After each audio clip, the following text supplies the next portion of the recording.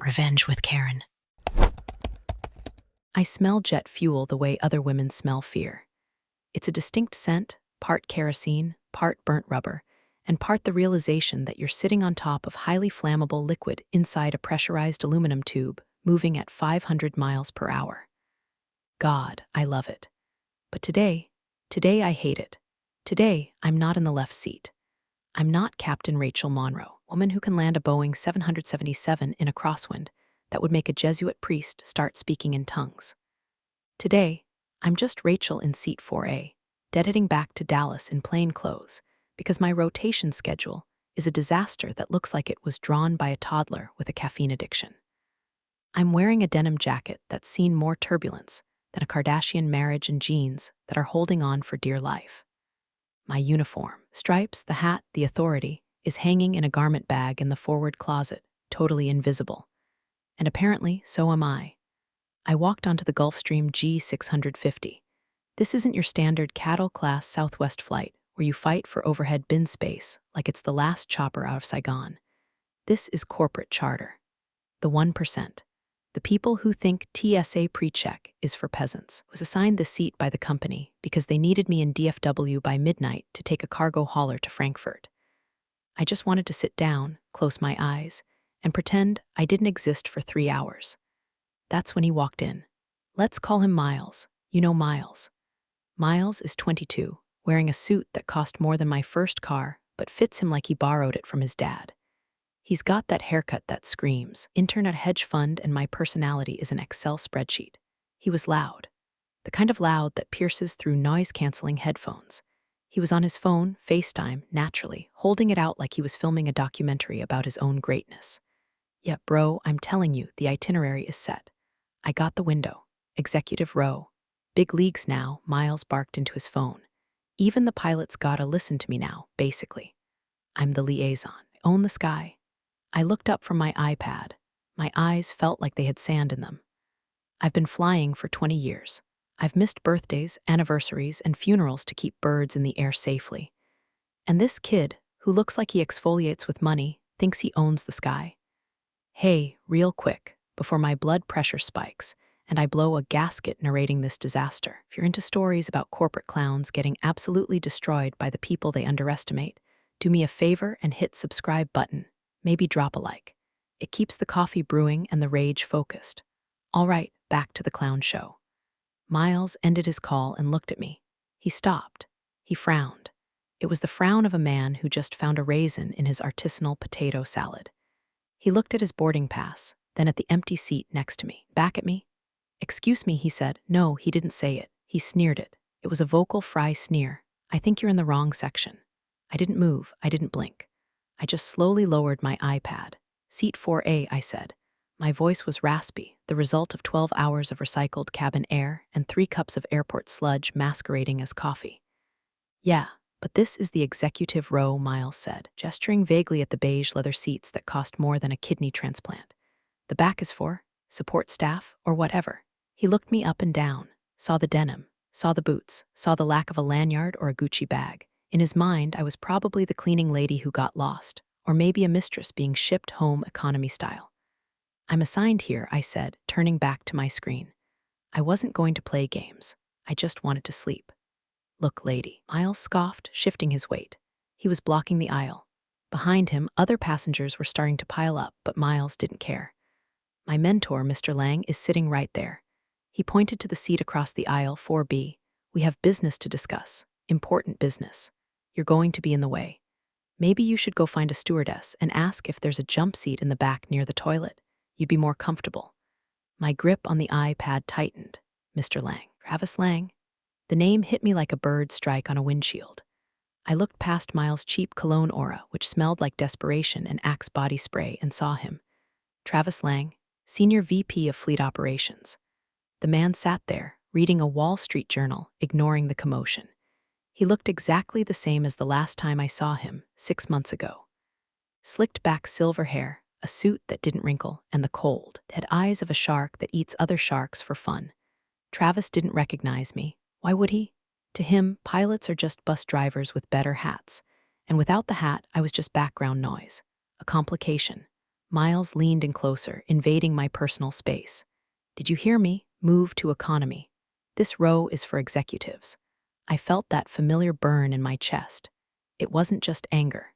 It was the specific, high-octane rage of a professional who's being talked down to by an amateur. I looked at Miles, really looked at him. I saw the sweat on his upper lip. I saw the insecurity masking itself as dominance. I'm not moving, I said softly.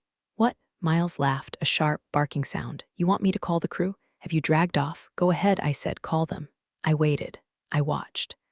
I was measuring him, calculating the distance between his ego and reality. Long drop. And I was about to be gravity. But not yet. Protocol, always protocol. Travis finally looked up. He glanced at Miles, then at me. His eyes slid over me like I was a piece of furniture. Miles, Travis said. His voice was smooth like oil on water. Don't make a scene. Just sit down. If she wants to play pretend executive for a few hours, let her. We have real work to do. Miles smirked. A nasty, victorious little twist of his lips. He shoved past my knees, deliberately knocking his heavy carry-on into my shin, and flopped into the seat next to me.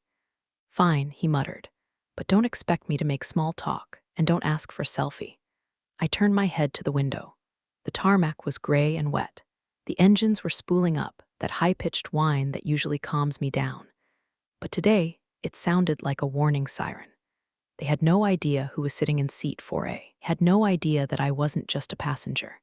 I was the ghost of their past mistakes, and I had a front-row seat to their funeral. To understand why I didn't just throat-punch Miles right there in the cabin, you have to understand the hangar. You have to understand the grease. Flashback, 6 months ago. Houston, it was 3:00 a.m., the kind of darkness that feels heavy, like a wet wool blanket. I was in Hangar 4, standing under the belly of a Boeing 737-800. My hands were covered in black grime, and I was staring at a slat actuator assembly, the mechanism that controls the moving parts on the wing leading edge. I wasn't supposed to be there.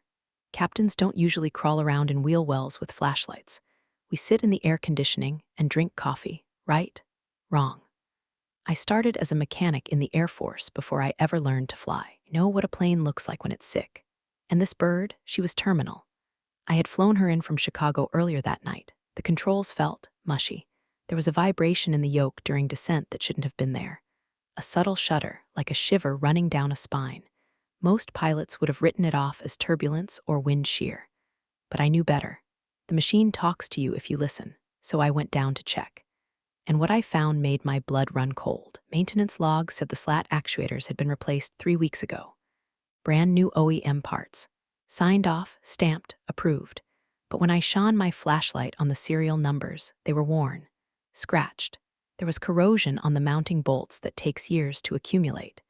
These weren't new parts. They were gray market salvage. Junk pulled off a decommissioned plane in a desert boneyard, polished up, slapped onto a passenger jet carrying 180 souls. I took photos, dozens of them. I pulled the logs. I traced the signature. It went back to a third-party vendor that Travis Lang had personally approved, a vendor known for being cost-effective. That's corporate speak for cheap and dangerous. The next morning, I marched into the ops center. I didn't sleep. I slammed the file onto the desk of the chief pilot, demanding a meeting with fleet ops. Travis Lang walked in 20 minutes later. He didn't look at the photos. He didn't look at the corroded bolts. He looked at his watch. Captain Monroe, he said, his voice dripping with that patronizing calm that makes you want to commit felonies. You're tired. You've been flying back-to-backs. You're seeing ghosts. I'm seeing fraud, Travis, I snapped. Those parts are illegal. If that actuator seizes on approach, we roll the plane. Everyone dies. Is a direct violation of FAA AD 2023-45 regarding counterfeit components. Travis sighed. He picked up my report, glanced at it, and then dropped it into the recycling bin. It's a paperwork error, Rachel. A clerical mix-up. The parts are certified. We have the certificates. The certificates are fake, I yelled. I never yell, but I was shaking. I saw the rust, Travis. You can't fake rust. He stepped closer to me. He lowered his voice. We are in the middle of a merger, Rachel. The stock price is sensitive. We don't need hysterical pilots running around screaming about rust. We need team players. Are you a team player, or do you need some time off? Maybe a psychological evaluation? Stress leave? There it was. The threat. The gaslighting. He was telling me that if I pushed this, he wouldn't fire me for being a whistleblower. That's illegal. No, he'd ground me for being mentally unstable, ruin my medical certification. He'd take my wings. I know what you're doing, I whispered. Good, Travis said, smiling. Then we understand each other. Go home, Rachel, get some sleep, focus on flying. Leave the business to the adults. I was reassigned the next day, moved from the premium international routes to domestic cargo runs. The punishment roster. The report disappeared. The plane kept flying. I sat in my car in the parking lot that day and cried, out of sadness, out of impotent radioactive rage. I swore then that I would nail him. I didn't know how and I didn't know when. I just knew that physics always wins in the end. You can cheat the logs, but you can't cheat gravity. Back in the Gulf Stream, present day. I looked at Travis across the aisle. He was sipping a sparkling water, looking so clean, so respectable. He had risked hundreds of lives to save 12% on quarterly maintenance costs. He had gotten a promotion for it. Miles kicked my foot again. Hey, do you have a charger? My battery is dying and I don't want to dig in my bag. I looked at the intern. The spawn of the system that created Travis. No, I said, I don't. I touched the pocket of my denim jacket. Inside, resting against my heart, was a small, encrypted USB drive. It wasn't a charger. It was a grave. And I was about to start digging. The cabin stewardess, young woman named Sarah, who looked like she was trying very hard not to scream into a pillow, brought the drinks. Miles didn't say thank you. He just snatched the crystal tumbler of scotch, at 10 o'clock a.m., mind you, and swirled it around like he was auditioning for a villain role in a Bond movie. So, Mr. Lang, Miles started, his voice loud enough to be heard in the cockpit. About the Omega contract. I was looking at the specs you sent over. Defense sector requirements are rigorous. Travis put down his paper. He looked annoyed that Miles was speaking, but he indulged him. Mentoring the youth or whatever. Rigorous is a word for lawyers, Miles. In operations, we deal in realities. What's the reality of the supply chain right now? It's choked, Miles recited, clearly parroting something he heard on CNBC. Titanium shortages. Lead times are out 6 months. Exactly, Travis nodded. The client needs the retrofit done in 2. So, if the OEM titanium is 6 months out, but we need to deliver in 2, what do? I froze. I was staring at my iPad, pretending to play Candy Crush, but every muscle in my body was tuned to their frequency. This was it. This was the playbook. We source alternatives, Miles asked, grinning. He felt smart. He felt like he was part of the inner circle. We find legacy stock, Travis corrected. There's a supplier in Arizona. They have surplus titanium sheeting from the 90s. It's not certified for the new stress loads, technically. The metallurgy is slightly different, but he swirled his water. It looks the same. It weighs the same. And it's available today. And the certification? Miles asked, lowering his voice to a conspiratorial whisper that was still completely audible. We have a guy, Travis said dismissively. A consultant. He handles the paperwork bridging, creates a historical trail. It satisfies the auditors. My stomach turned. Historical trail. That was code for forgery. They were doing it again. But this wasn't just commercial jets this time. Defense sector, they were talking about military contracts, government planes, soldiers. That's genius, Miles said, his eyes wide with adoration. That saves, what, $2 million on the bottom line? 4, Travis corrected. And it hits this quarter's bonus pool. High five, boss, Miles said, actually raising his hand. Travis ignored the high five, but he smirked. I felt a cold sweat break out on the back of my neck. This was bigger than I thought. Travis wasn't just a corrupt middle manager, he was a systemic infection. He was teaching this kid, this blank slate of an intern, that fraud is just business strategy. Miles leaned back, flushed with the thrill of white-collar crime. He turned to me, needing someone to witness his ascent to power. You hear that? Asked me, slurring slightly from the scotch. That's how the big dogs eat. You probably worry about coupons at the grocery store. We worry about millions. Sounds risky, I said, keeping my voice flat. Using old parts for new planes. Miles laughed. Risky? Lady, life is risk. You think the guy flying this plane cares where the bolts came from? He just pushes buttons. We're the ones who make it happen. We're the visionaries. The guy flying this plane just pushes buttons. I looked at the cockpit door. Behind it were 2 pilots, likely focused on the weather radar, checking fuel flows, monitoring the hydraulic pressure. They were trusting the machine, trusting the maintenance, trusting Travis. You seem very confident, I said. Confidence is key, Miles said, winking. Mr. Lang says that if you act like you own the place, nobody questions you. It's all about perception. Perception is reality. Pulled a USB stick out of his pocket and twirled it in his fingers. All the specs are on here, the legacy data. I'm supposed to upload it to the secure server when we land. Rewrite history, baby. He dropped the USB stick. It clattered onto the console between us. Whoops, he giggled, slippery little sucker. He fumbled for it, his coordination failing him. It slid down the side of the seat, wedging near my hip. Get that for me, would ya? He commanded, snapping his fingers at me. I looked at the drive, black plastic, unassuming. Inside that little stick was the smoking gun, the proof of intent, the historical trail. Sure, I said. I reached down. My hand brushed the cool plastic. I didn't hand it to him immediately. I held it for a second. Here, I said, handing it back. But not before I memorized the brand and the scratched logo on the side. Not before I realized that Miles, in his arrogance, was the leak I had been waiting for. Thanks, he grunted, shoving it back into his pocket. Try to be useful, right? That's your role, my role, I repeated quietly. Right, the plane banked. We were climbing through 10,000 feet. The seatbelt sign dinged off. Travis stood up and stretched. I'm going to use the lavatory. Miles, don't talk to the help. It discourages them. Travis walked past me. He didn't even look down. I waited until the lavatory door clicked shut. I unbuckled. Where are you going? Miles asked, suspicious. Toilets occupied. Just stretching, I said, leg cramps. I walked to the galley. Sarah, the flight attendant, was prepping coffee. She looked up, startled to see a passenger in the workspace. Ma'am, can I get you something? She asked, putting on her customer service mask. I leaned in close. I dropped the tired passenger act. My posture straightened. My eyes locked onto hers with a terrifying intensity. My name is Captain Rachel Monroe, I said, my voice steel. I need you to pass a message to the cockpit.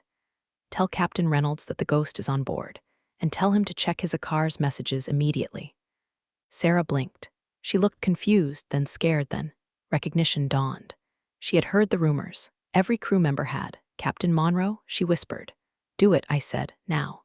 And don't let the man in 4B see you. Thing about Gulf Streams is that they handle turbulence differently than the Big Iron. In a 777, you plow through the bumps like a cruise ship hitting a wave. In a corporate jet, it's sports car suspension. You feel the road. We hit clear air turbulence over the Ozarks. The coffee in Sarah's pot jumped an inch. The cabin lurched. It wasn't dangerous, just a thermal chop, but to a civilian, it feels like the hand of God slapping the fuselage. Miles yelped, actually yelped. He grabbed the armrest so hard his knuckles turned white. His scotch splashed onto his cheap suit pants. Whoa, what the hell is that? He shouted, looking around wildly. Are they driving this thing or what? Travis returned from the lavatory, stumbling slightly as the floor tilted. He looked annoyed rather than scared. It's just air, Miles. Calm down. You look pathetic. I sat perfectly still. My body moved with the plane, compensating instinctively. I knew exactly what was happening, a pressure differential front. We'd be out of it in 90 seconds. It feels like we're falling. Miles whined. He hit the call button, ding, ding, ding, repeatedly. Sarah hurried out of the galley, balancing herself against the bulkhead. Sir, please keep your seatbelt fastened. We are experiencing some chop. Get me another drink, Miles demanded, and tell the pilots to smooth it out. I'm paying a fortune for this chart. I expect a smooth ride. Can't control the weather, sir, Sarah said, her voice tight. She glanced at me quickly, a microscopic nod. She had delivered the message. Well, fly around it, Miles snapped. What are we paying them for? I watched Sarah's jaw tighten. She was young, maybe 24. She didn't deserve this abuse from a glorified coffee fetcher in a suit. Sir, the captain has the seatbelt sign on. I cannot serve beverages right now, Sarah said firmly. Miles unbuckled. This is ridiculous. Go tell them myself. He started to stand up. The plane dropped 50 feet in a sudden downdraft. Miles went weightless for a split second, then slammed back down into his seat hard. Sit down, you idiot, I barked. It came out before I could stop it. The command voice. The voice that cuts through engine noise and panic. Miles stared at me, shocked. Excuse me? Who do you think? You're unsecured in a pressurized tube navigating a convective system, I said, eyes drilling into him. Sit down, buckle up, and shut your mouth before you break your neck, and I have to fill out the paperwork. Travis looked at me then, really looked at me. For the first time, the tired woman in denim filter slipped. He saw the eyes. He saw the cadence. He recognized the tone, even if he didn't place the face yet. You know a lot of technical terms for tourist, Travis said slowly. I watch a lot of Discovery Channel, I lied, leaning back. Buckle him up, Travis. He's a liability. Travis stared at me for a beat longer, suspicion clouding his shark eyes. Then he turned to Miles. "Do as she says, you're embarrassing me." Miles sulked, clicking his buckle. "Whatever. Service on this flight is trash anyway." The cockpit chime rang, a distinct two-tone pattern. Sarah picked up the interphone in the galley. She listened, said yes, Captain, and hung up.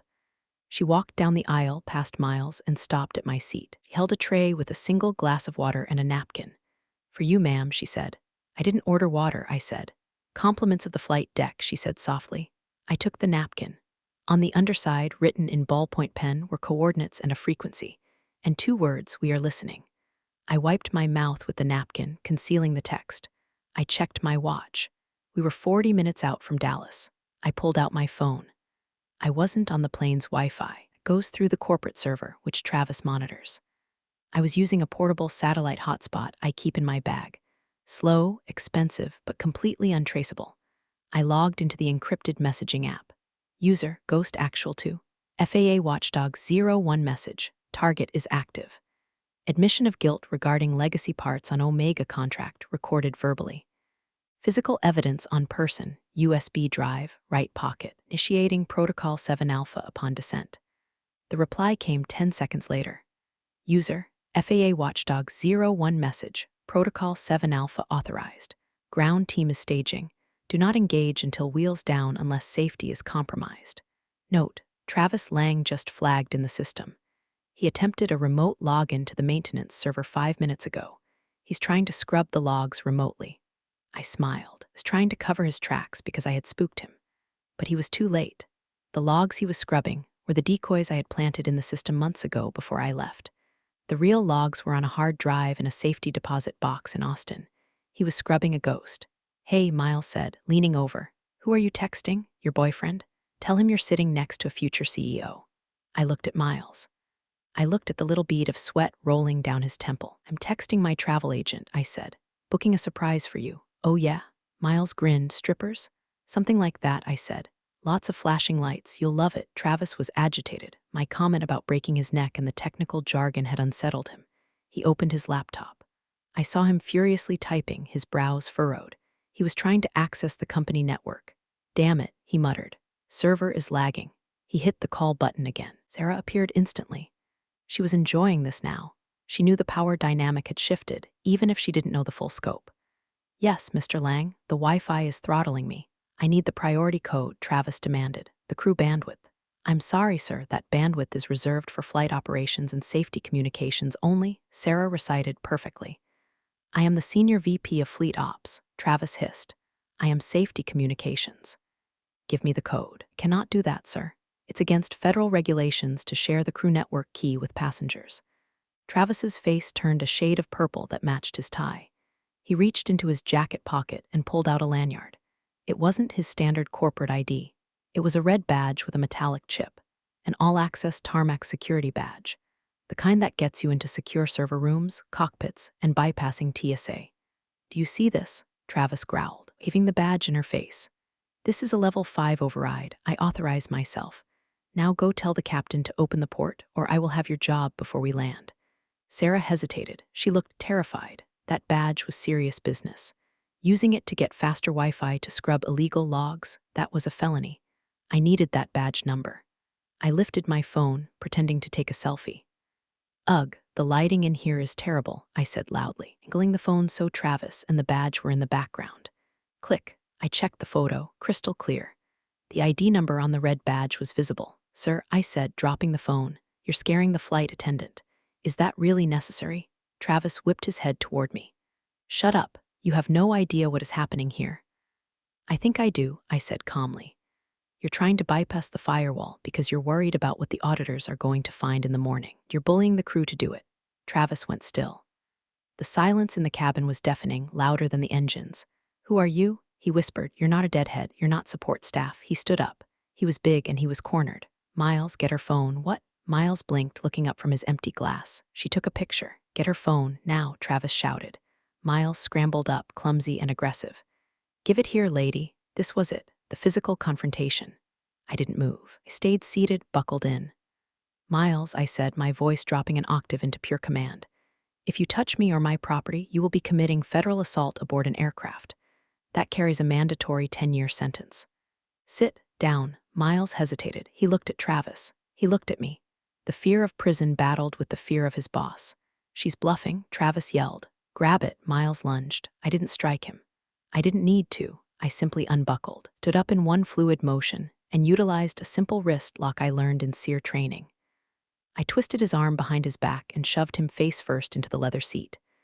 Oh, Jesus, my arm, Miles screamed. I told you, I said, leaning close to his ear. I'm not a tourist. I shoved him back into his seat. Sarah, I called out. Yes, Captain, Sarah responded automatically. Travis heard it. Captain. His face went pale. Blood drained out of him so fast he looked like a wax figure. He collapsed back into his seat. Monroe, he whispered. Rachel Monroe.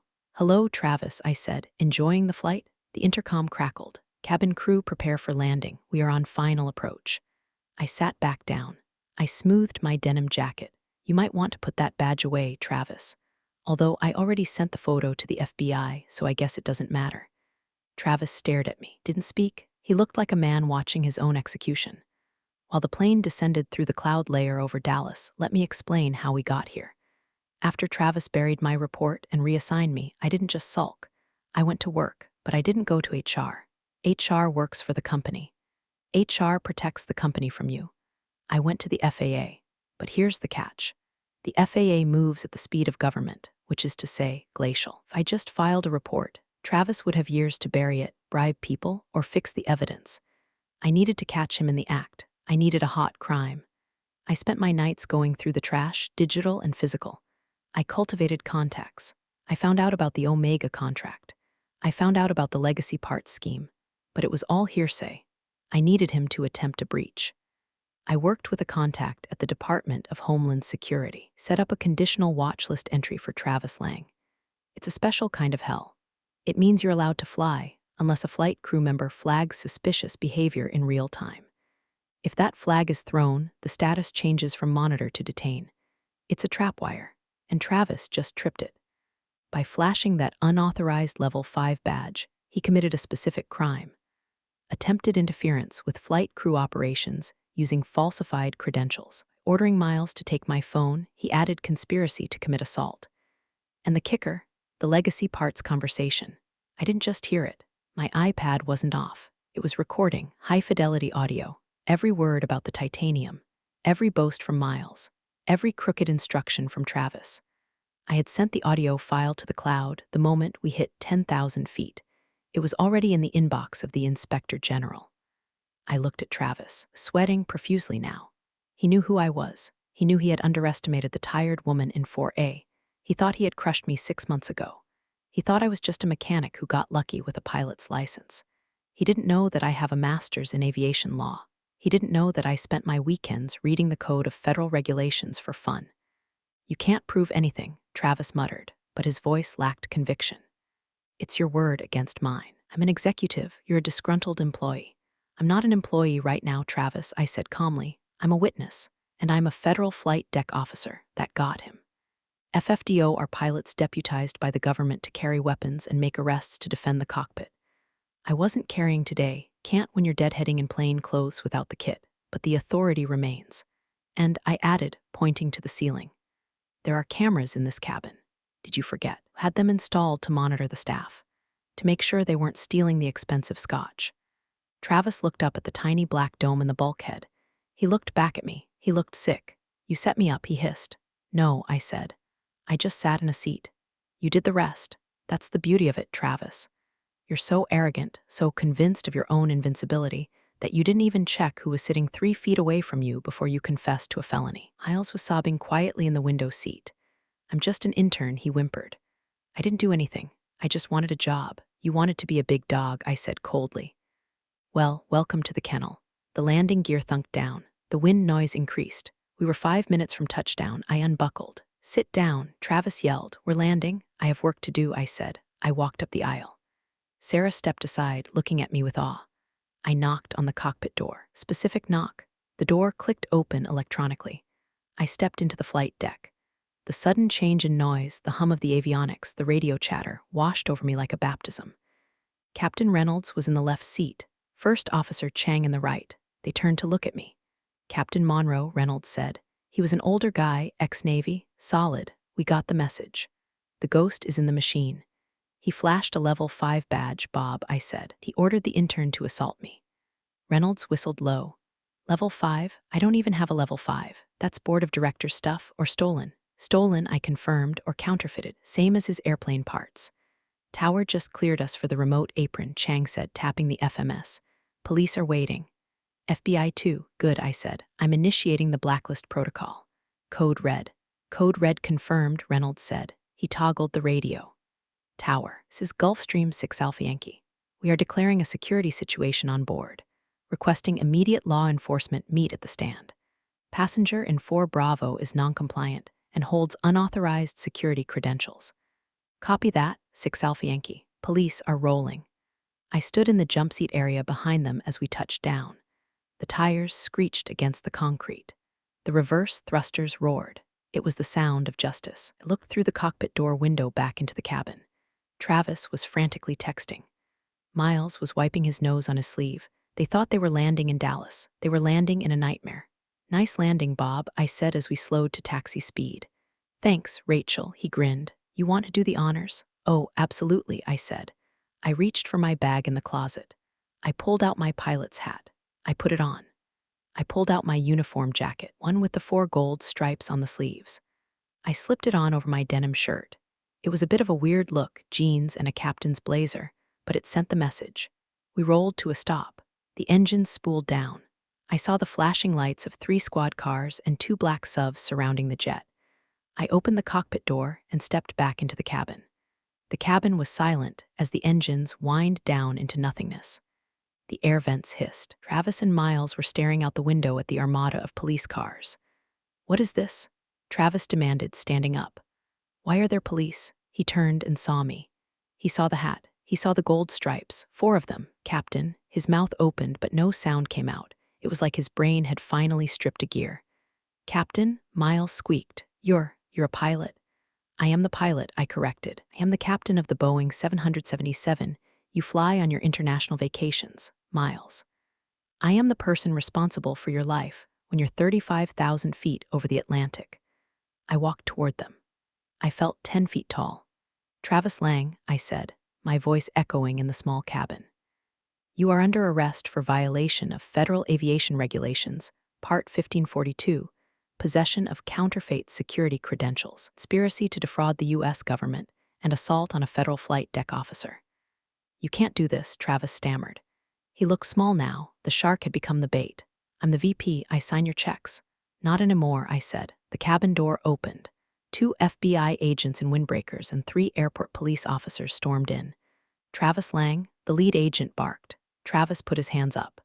This is a misunderstanding. This woman is crazy. It's a disgruntled mechanic. She's a credible witness, Mr. Lang, the agent said, slapping cuffs on him. And we've been listening to your audio recording for the last 20 minutes. Historical trail, we're going to have a long talk about that. Travis looked at me as they dragged him past. There was no anger left in his eyes, just shock. He had built a world where he was untouchable, where rules were for other people. And I had just burned it down with a cell phone and a denim jacket. They went for Miles. Wait, I'm just an intern. Miles screamed as the cop grabbed his arm, the same arm I had twisted. I didn't know, he told me to do it. You can tell it to the judge, kid, the cop said, and give me that USB drive. Miles reached into his pocket and handed it over, trembling. The smoking gun, you blocked me. Miles yelled at me as he was shoved toward the door. You blocked my career. I saved you from becoming him, I said, pointing at Travis's retreating back. You should thank me. He didn't thank me, he cried. The cabin cleared out. It was just me, Sarah, and the pilots. Sarah looked at me. That was the most badass thing I have ever seen. I took off my hat. I felt the adrenaline crash starting to hit. My hands shook slightly. It was a good flight, I said, a bit bumpy. But we landed. I stood on the tarmac and watched the black SUVs drive away. The flashing lights faded into the Dallas smog. It was over. Travis Lang was done. The FBI raid on his office was probably happening right now. They'd find the fake logs, the emails, the bribes. He'd do time. Real time. Federal pound me in the ass prison, as they say in the movies. Miles was finished before he started. He'd never work in aviation. He'd probably go back to his dad's hedge fund and tell stories about how he was cancel cultured by a crazy feminist pilot. Let him talk. Industry knows, the industry talks. He's radioactive. I walked back up the stairs to grab my bag. You okay, Rachel? Captain Reynolds asked. He was filling out the logbook. Yeah, I said. Just tired, Bob, just tired. You going to report this flight time? He joked. Nope, I said. I was just a passenger. Seat 4A. I left the airport. I didn't go home. I went to a hotel near the airport. The kind with heavy curtains and a bar that stays open late. I checked in. I went to my room. I didn't turn on the lights. I just walked to the window and looked out at the runway lights. The endless stream of planes taking off and landing. The red and white strobes piercing the darkness. I poured a glass of whiskey from the minibar. It was cheap stuff, not the single malt Travis was drinking. It burned going down. It felt good. I opened my phone. The news was already breaking. Airline executive arrested in tarmac sting. Counterfeit parts ring busted. I scrolled down to the comments. User, SkyKing99. Finally, someone caught that guy. Heard rumors for years. User, Plain Jane. Who was the whistleblower hero? I put the phone down. I wasn't a hero. I was just a mechanic who knew that if you ignore the rust, the machine breaks. And I refused to let the machine break. I took another sip of whiskey. I thought about Miles and his fancy suit. I thought about Travis and his legacy parts. They thought the sky belonged to them because they bought the tickets. They forgot that the sky belongs to the people who keep the wings level. I raised my glass to the empty room. Clear skies, I whispered. I drank alone. The silence was perfect. No interns, no executives, just the hum of the air conditioner and the knowledge that tomorrow, when I put on my uniform, the planes would be safer. That was enough. Careers are built on emails, but reputations are built on choices. Today's story showed how fast those choices come back around. I'm glad you stayed till the end. See you in the next one.